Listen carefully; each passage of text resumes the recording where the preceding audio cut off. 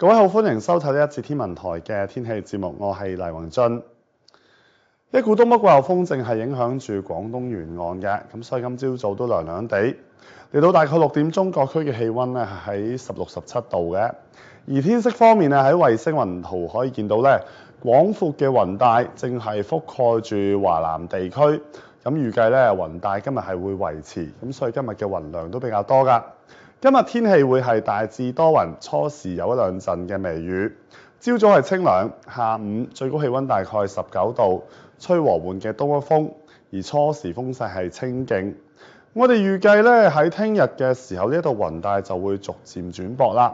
咁所以天色咧到期時咧將會好轉啦，同埋天氣變得乾燥嘅。而去到呢個星期嘅後期，一股達強風程度嘅季候風補充將會抵達華南沿岸，咁所以到期時咧風勢係會幾大下㗎。而香港嘅天氣展望方面，預計聽日將會係漸轉天晴啦，同埋乾燥。